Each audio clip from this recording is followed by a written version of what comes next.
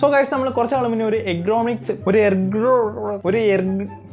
ഒരു കസാര വാങ്ങിച്ചിട്ടുണ്ടായിരുന്നു. ചെയറിന്റെ video, unboxing video നമ്മൾ ഇട്ടിട്ടുണ്ടായിരുന്നു. ഇപ്പൊ ഞാൻ ഇരിക്കുന്ന കാണുമ്പോൾ തന്നെ അറിയാം നമ്മൾ ആ ചെയറിലല്ല ഇരിക്കുന്നത്. അതിനർത്ഥം അതിനെന്തോ പ്രശ്നമുണ്ടെന്ന് നിങ്ങൾക്ക് ആർക്കായാലും മനസ്സിലാവും അല്ലേ? സോ ഞാൻ ഒരു ചെയർ വാങ്ങണമെന്നുള്ള തോട്ടിലേക്ക് എത്തിയത് തന്നെ എനിക്ക് അതിഭയങ്കരമായ ബാക്ക് പെയിൻ വന്നതിന് ശേഷമാണ്. സോ ഞാൻ ഒരു ചെയർ വാങ്ങിച്ച്, പക്ഷെ അതിനൊരു പ്രശ്നം എന്ന് പറഞ്ഞാൽ ഈ കറക്റ്റ് നടുവിന്റെ അവിടെ മാത്രം സ്ട്രെച്ചബിൾ ആവില്ല. എനിക്ക് ഇരിക്കാനും ഭയങ്കര ഡിസ്കംഫർട്ട് ആയിരുന്നു. സാധനങ്ങളെല്ലാം വന്നത് പാർട്സ് ആയിട്ടാണ്. ഇതെല്ലാം ഫിറ്റ് ചെയ്തപ്പോഴത്തേക്ക് എന്റെ നടുവിനെ 15 ഇരട്ടിയായിട്ട് വർദ്ധിച്ചു. അങ്ങനെ 2 ദിവസം കടപ്പിലായിരുന്നു. ദെൻ 2 ദിവസം കടന്നാലും എന്താ, ചെയർ വന്നല്ലോ, ഇരിക്കാലോ, ഇനി പൊളിക്കാലോ എന്ന് വിചാരിച്ചു വേണം. ഇതിനകത്ത് ഇരുന്നിട്ട് ഒരു കംഫർട്ടും ഇല്ല. നടുവിന്റെ ഇവിടെ വെച്ചിട്ട് ഒരു സ്ട്രെച്ചബിലിറ്റി ഇല്ല. എനിക്കാണെങ്കിൽ പൈസ പോയി എന്നുള്ളൊരു തോട്ടായി. ഞാൻ റിട്ടേൺ അയക്കാൻ നോക്കിയപ്പോഴത്തേക്ക് അതിന് അങ്ങനെ ഒരു ഓപ്ഷൻ ഇല്ല. നമ്മൾ കംഫർട്ടബിൾ ഇല്ല അല്ലെങ്കിൽ അങ്ങനെ പറഞ്ഞു തിരിച്ചയക്കാൻ അത് പറഞ്ഞിട്ടുള്ള യാതൊരു ഓപ്ഷനും ഇല്ല. ദെൻ ഞാൻ അവരുടെ കസ്റ്റമർ സർവീസ് വിളിച്ച് സംസാരിച്ചു. ഒരാഴ്ച ഞാൻ അവരുടെ കസ്റ്റമർ സർവീസ് വിളിച്ച് പണ്ടാരടങ്ങിയ ശേഷമാണ് അവർ എനിക്ക് റിട്ടേൺ ഓപ്ഷൻ കിട്ടിയത്. അത് വിളിച്ച് സംസാരിച്ചത് ഇംഗ്ലീഷാണോ ഹിന്ദിയാണോ തമിഴാണോ ഒന്നും ഒരു പിടുത്തവും ഇല്ല. ഇംഗ്ലീഷൊക്കെ